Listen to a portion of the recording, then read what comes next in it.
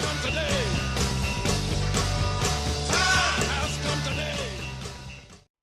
So just this morning, President Donald Trump spoke in front of the entire UN General Assembly, saying about the necessary for reforms, the fact that nations should embrace nationalism, and and reinstating his position of America first, but not America alone. So those have been the major highlights in his speech so far. But the two most important are the ones that I didn't mention. It's specifically on North Korea and Iran.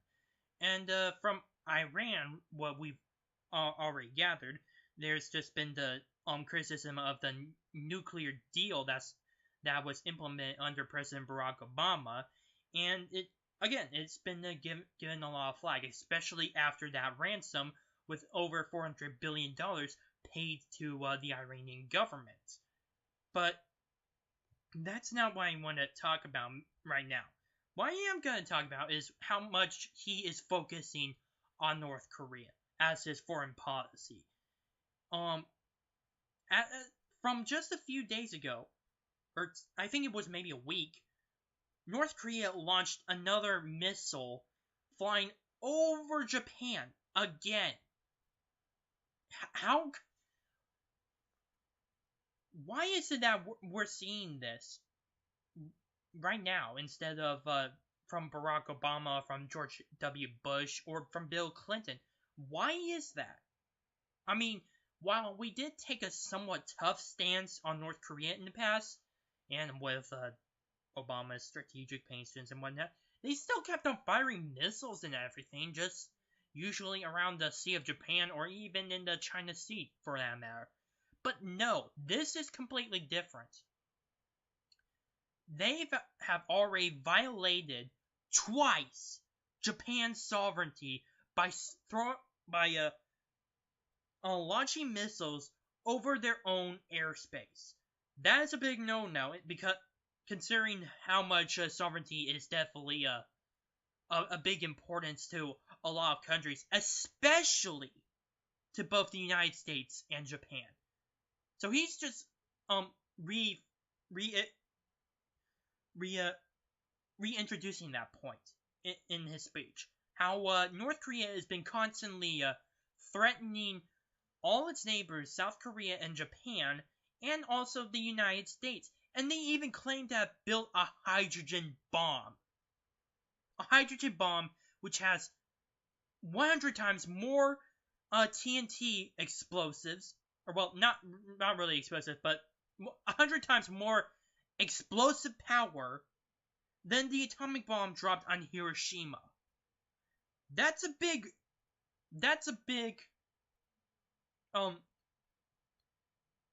issue, right? I should say. It's a big issue, and it should send alarm bells, not just to our allies in the United States, but to the entire world, especially with the Russian Federation and China.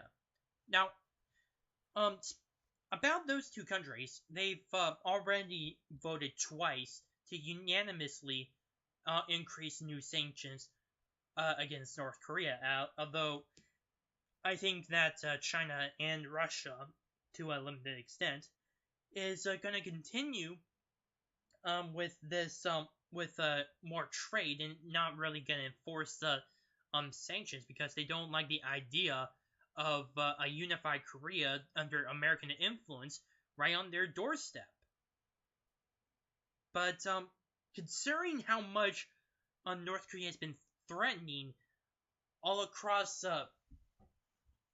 pretty much the entire world, I think this should be a wake-up call for the entire UN General Assembly to do more than just sanctions. Maybe even allow for at least a joint strike with the United States, South Korea, Japan, and even others like China and Russia against these missile bases and even a few of the artillery placements along the demilitarized zone, which, by the way, are pointing directly at Seoul, the capital of South Korea itself. That city alone is basically contains most of the South Korean population. That's just that one city. And if the North Koreans decide to launch the Korean War again, there will be a massive amount of casualties. So those need to go. The artillery pieces and the missile launches. That way they won't be able to threaten South Korea. They won't be threatening Japan. They won't even be threatening the United States anymore. In fact, also the benefit of also allowing this preemptive strike against North Korea would be to allow China to maybe establish it to show off its own power, just to give them some meat, so that something to sweeten the deal in terms of dealing with China. But also it would actually help calm the situation. True, North Korea is not going to simply disappear from the map. In fact, I doubt it will anytime soon. Although my hope is that maybe within 20 years it would collapse. I don't know.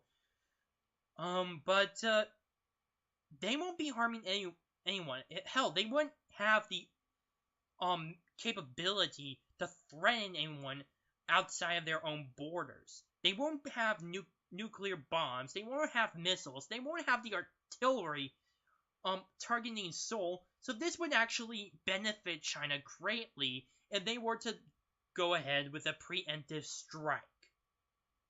So North Korea would probably call for death to America and death to China and South Korea and whatever, but they won't be able to act out on that. That's the difference. So I think that the UN should consider a new military action in terms with dealing with North Korea. In fact, I think that's such an action has been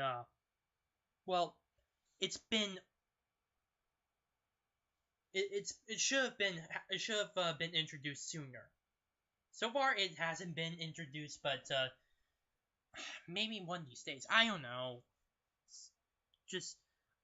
It's hard to deal with the UN sometimes, considering of how much bureaucracy, how much red tape there is, how much how much bias they are against some other democratic countries, how there are still some dictatorships inside the UN, and also the corruption. Let's not forget about that. That wouldn't surprise me if it were to if this motion or resolution to allow a preemptive strike on North Korea would actually get bogged down in endless bureaucracy and stuff. That it wouldn't surprise me, but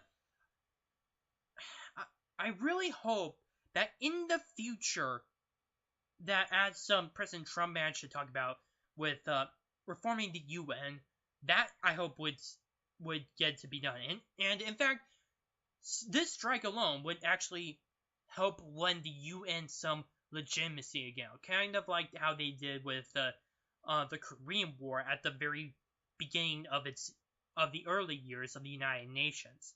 This alone would allow them to gain legitimacy in order to show that these rules are in force and you must follow them, or you will be dealing with the consequences. That is what they should be doing, and this is what they should think about. Hopefully, and just hopefully, the rest of the world may come to be alongside with us in dealing with the threat that is North Korea.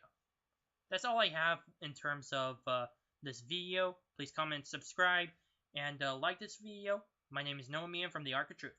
See ya. Has come today.